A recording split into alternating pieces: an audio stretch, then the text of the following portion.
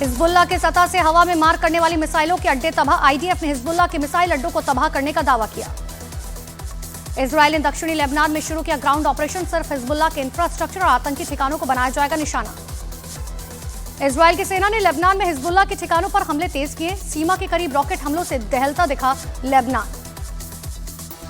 PM Modi ने Israel के प्रधानमंत्री नेतन्याहू से की बातचीत। मोदी बोले, आतंकवाद के लिए दुनिया में कोई जगह नहीं, भारत शांति बहाली के प्रयासों का समर्थक है।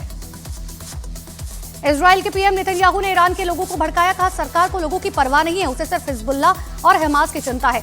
एटमी हथियारों पर पैसा बर्बाद कर रही है ईरान की सरकार।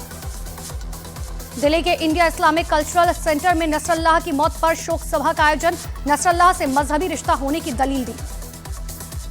इजरायल की सेना ने हिजबुल्लाह के ठिकानों पर दागे एक साथ 35 रॉकेट। हिजबुल्लाह के कई कैंप नष्ट। कमांड रूम, हथियार डिपो को भी पहुंचा नुकसान। इजरायल की सुरक्षा एजेंसी शिन बेच का बड़ा आरोप। इजरायल में हत्याओं को अंजाम देने की कोशिश में ईरान। आज जम्मू कश्मीर में तीसरे और आखिरी चरण का मतदान। 7 जिलों की 40 सीटों पर जारी है वोटिंग। जम्मू कश्मीर के आखिरी चरण के मतदान में डेमोक्रेटिक प्रोग्रेसिव आजाद पार्टी के नेता गुलाम नबी आजाद ने डाला वोट। लोगों से भी वोट की अपील की। गोवा के सीएम सावंत और मंत्री बिस्वजीत राणे ने गृह मंत्री अमित शाह और जेपी नड्डा से की मुलाकात।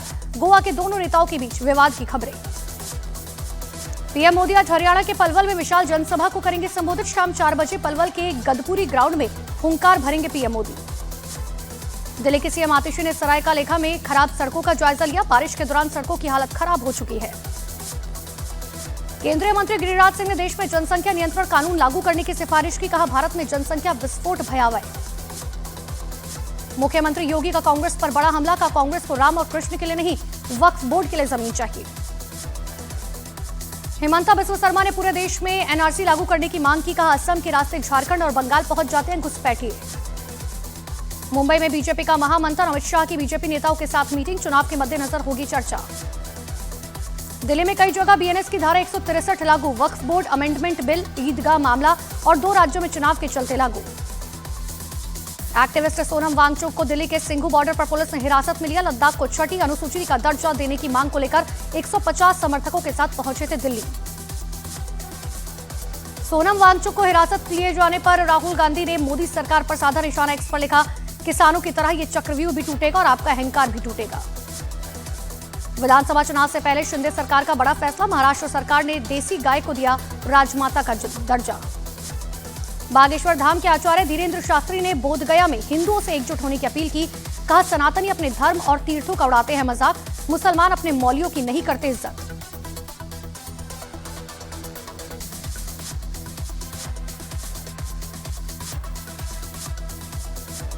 बागेश्वर धाम के आचार्य धीरेन्द्र शास्त्री के बयान पर मुस्लिम धर्मगुरुओं ने जताई आपत्ति। ऑल इंडिया मुस्लिम जमात के मौलाना शहाबुद्दीन ने धीरेन्द्र शास्त्री के बयान को नफरती बताया। कर्नाटक के सीएम सिद्धारमैया की पत्नी ने की 14 प्लॉट वापस करने की पेशकश। जमीन फर्जीवाड़े के आरोपों में फंसे हैं सिद्धारमैया। हरियाणा में मतदान से पहले डेरा प्रमुख राम रहीम के चुनाव आयोग ने शर्तों के साथ पैरोल की मंजूरी। हरियाणा सरकार लेगी आखिरी फैसला। बाढ़ प्रभावित राज्य गुजरात, मणिपुर और त्रिपुरा की राहत राशि की मंजूरी। अग्रिम सहायता के रूप में 675 करोड़ रुपए की राशि जारी। बिहार के बेतिया में गंडक नदी का जलस्तर बढ़ने से टूटा बैरिया पीढ़ी रिंग बांध। बाढ़ की चपेट में आसपास के कई दर्जन गांव। बिहार के भागलपुर में बाढ़ का कहर। नेपाल से छोड़े गए पानी की वजह से बढ़ी मुश्किलें। नेशनल हाईवे के किनारे लोगों ने बनाया अपना ठिकाना।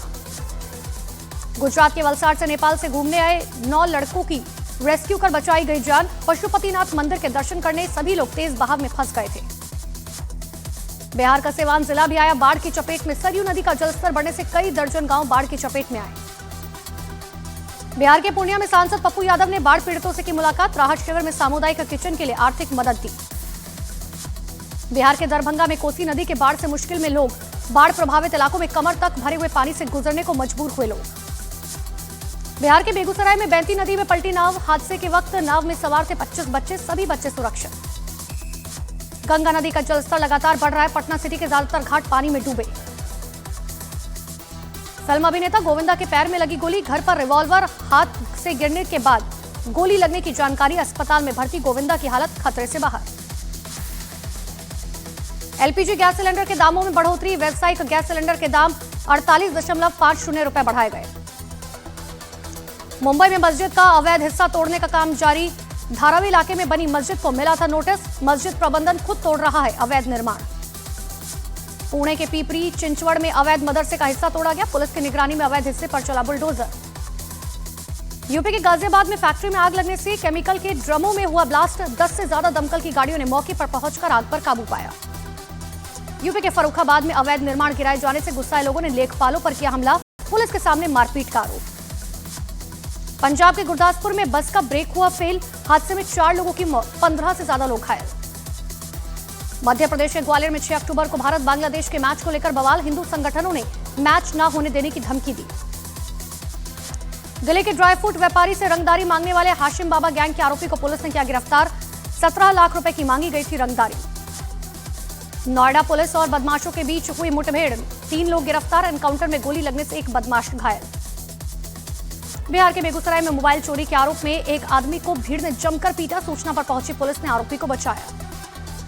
दिल्ली गुरुद्वारा कमेटी के सदस्य रमन जोत सिंह ने धमकी भरा पत्र मिलने की दर्ज कराई शिकायत, फायरिंग का भी आरोप लगाया। शादी का दबाव बनाने पर गर्लफ्रेंड की हत्या करने वाले आरोपी सलमान और उसके साथियों की सुल्तानपुर पुलिस से मुठभेड़, 20 सितंबर को लड़की का शव मिला था। बरेली में लव जिहाद के एक मामले में अदालत ने सुनाई आजीवन कारावास की सजा, 6 महीने में सुनाया गया फैसला।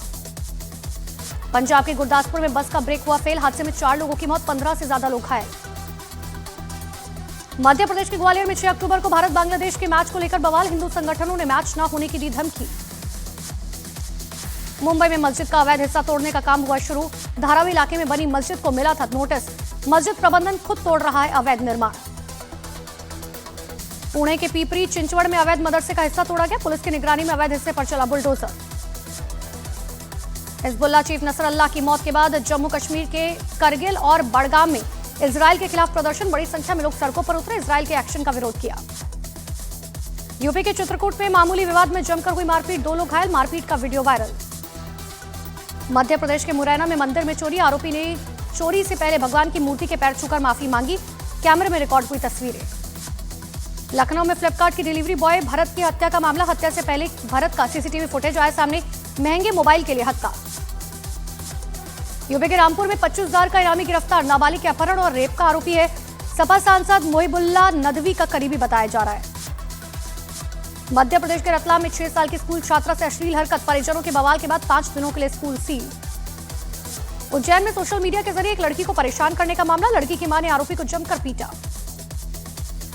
छत्तीसगढ़ के बिलासपुर में बार में डांस के दौरान कुछ लोगों के बीच हुआ विवाद, मारपीट में 2 लोग घायल बताए जा रहे हैं। उत्तराखंड के हल्द्वानी में बदमाशों का खौफ, सड़क पर बिना वजह लोगों से मारपीट कर फरार हो जाता ये गैंग। कर्नाटक के मंड्या में पलटी तेज रफ्तार बस, खड़ी गाड़ी में टक्कर मारने के बाद पलटी बस, 15 लोग घायल। अमेठी में 1.5 साल पहले नाबालिग का अपहरण करने वाला गिरफ्तार किया गया, पीड़ित लड़की को सुरक्षित बचा लिया गया। मध्य प्रदेश के उज्जैन में रिटायर्ड अधिकारी ने साइबर ठगी की, फर्जी आरोपों में फंसाने की धमकी देकर 2 करोड़ 55 लाख ठगने का आरोप, 3 लोग गिरफ्तार।